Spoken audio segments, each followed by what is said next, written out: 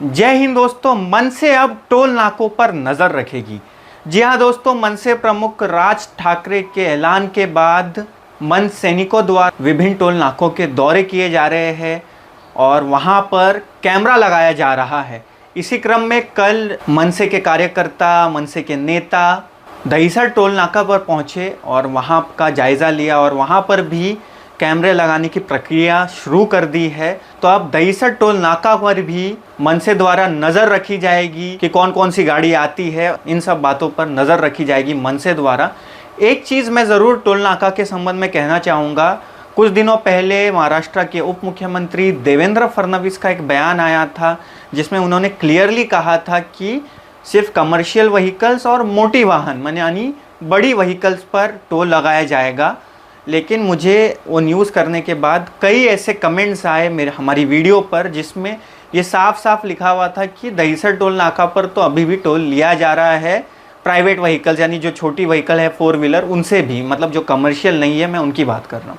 तो पता नहीं ऐसा क्यों हो रहा है, लेकिन अभी एक नई खबर आई थी कि दहीसर टोल नाका पर मनसे द्वारा कैमरा लगाए जा रहे हैं, सीसीटीवी कैमरा नज़र रखने के लिए। और ये उसी की तस्वीर है, आप देख सकते हो, ये सब उसी की तस्वीरें चल रही है। इस बारे में महाराष्ट्र नवनिर्माण सेना के नेता नयन कदम ने जानकारी दी कल मीडिया से बात करते हुए। दहीसर टोल नाका के संबंध में मैं कुछ ऐड करना चाहूँगा। दहीसर टोल नाका को हटाने की बात, शिफ्ट करने की बात सालों से चलती आ रही है, सालों से। अभी भी बहुत चर्चा में है ये बात। कुछ दिनों पहले यहाँ की विधायक ने एक प्रेस कॉन्फ्रेंस भी लिया था इस संबंध में। लेकिन मुझे ये समझ में नहीं आता, सिर्फ बोला जा रहा है लेकिन इसके खिलाफ कुछ नहीं हो रहा है। सिर्फ बातें हो रही है कि कभी शिफ्ट होने की बातें, कभी टोल नाका हटाने की बातें, फिर बीच में कभी कभी भाईंदर दहीसर लिंक रोड की बात आ जाती है। लेकिन लिंक रोड बनने में बहुत साल है, यानी तब तक तो टोल तो देना ही पड़ेगा। तो दहीसर टोल नाका का जो मुद्दा है वो सिर्फ मुद्दा बन के रह गया है। मतलब जब चाहे कोई भी ये मुद्दा उठा देता है, लेकिन कोई भी हल नहीं निकल रहा है इस मुद्दे का।